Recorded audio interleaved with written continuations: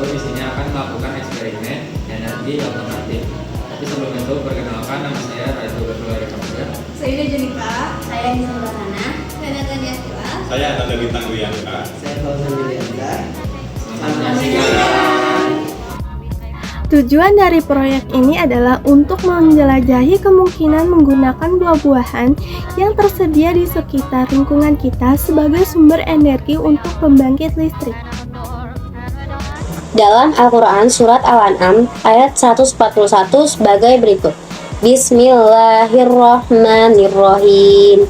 Wa huwal ladzi ansha'a jannatin ma'rusyatin wa ghairu ma'rusyatin wan nakhla waz-zar'a mukhtalifan ukuluhu waz-zaytuna war-rumman mutasyabihan wa ghairu mutasyabihi kulu min thamarihi idza athmara atu haqqahu yawma hasadi wala tusrifu innahu la tuhibbul musrifin, yang artinya, dan dialah yang menjadikan kebun-kebun yang beriringan dan tidak yang beriringan, dan pohon-pohon yang dituai dengan pohon kurma dan pohon anggur, dan segala macam buah-buahan. Jelaskanlah bagaimana Allah menggambarkan tanda-tanda kebesarannya itu kepada manusia agar mereka selalu ingat. Hubungannya surat Al-An'am ayat 141 dengan energi alternatif. Dalam surat Al-An'am ayat 141, Allah menjelaskan bahwa dialah yang menciptakan berbagai macam tumbuhan seperti kebun-kebun, kurma, zaitun, dan delima yang masing-masing memiliki manfaat yang berbeda. Ayat ini menunjukkan bahwa tumbuhan adalah salah satu ciptaan Allah yang memiliki banyak kegunaan, termasuk sumber energi alternatif. Dalam ilmu kimia, tumbuhan dapat diolah menjadi bioenergi, seperti bioetanol atau biogas, yang merupakan energi ramah lingkungan dan dapat diperbarui. Hal ini menunjukkan betapa Allah telah menyediakan sumber daya alam yang bisa dimanfaatkan manusia untuk kebaikan, sekaligus mengajarkan pentingnya menjaga dan memanfaatkan ciptaannya secara bijak. Percobaan ini bekerja berdasarkan prinsip sel galvanik atau sel volta, yaitu reaksi kimia yang menghasilkan energi listrik. Dalam percobaan, dua logam berbeda, biasanya seng dan tembaga, berfungsi sebagai elektroda.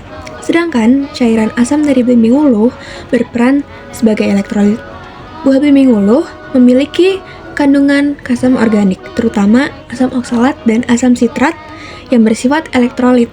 Oleh karena itu, hipotesis pada percobaan kali ini adalah apabila buah belimbing uluh digunakan sebagai sumber energi alternatif, maka buah tersebut dapat menghasilkan energi listrik karena kandungan asam organik yang ada di dalamnya berfungsi sebagai larutan elektrolit yang memicu terjadinya reaksi elektrokimia antara dua elektroda logam, yaitu seng dan tembaga. Dengan demikian, semakin tinggi tingkat keasaman buah belimbing uluh, maka semakin besar pula tegangan listrik yang dihasilkan. Untuk alat dan bahan di sini kami menggunakan belimbing ulu, paku, kabel jumper dan klip buaya, pisau, koin tembaga, dan lampu LED kecil.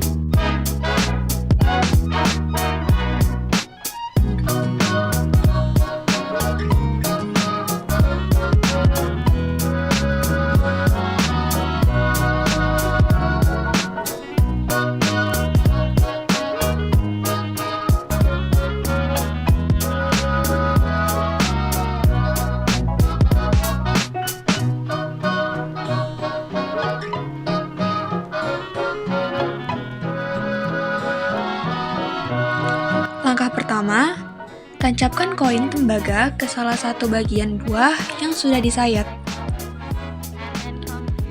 Lalu, bagian buah sebelahnya ditancapkan paku galvani atau paku seng.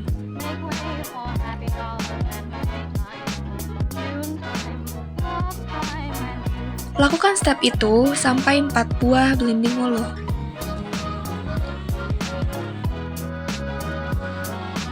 Selanjutnya, hubungkan setiap buah dengan kabel secara seri menggunakan kabel penjepit buaya. Jepit kabel pada koin tembaga atau kutub positif di buah pertama, lalu jepitkan ujung kabel yang lain pada paku seng atau kutub negatif di buah kedua. Ulangi proses ini untuk menghubungkan semua buah secara berurutan.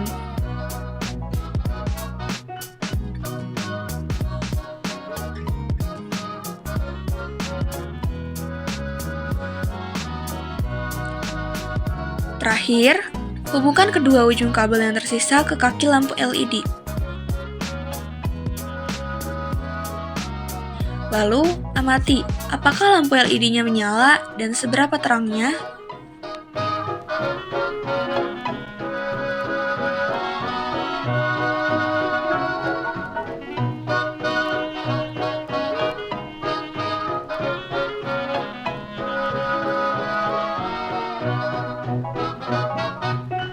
March winds and April showers make way for sweet lake flowers, and then comes June,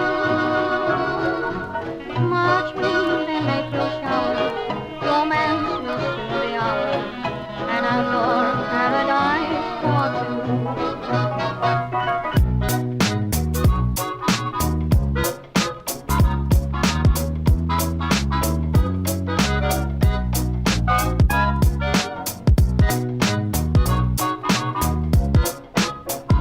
Pada percobaan menggunakan buah belimbing wuluh, lampu LED menyala terang dengan skala keterangan 3, lumayan terang.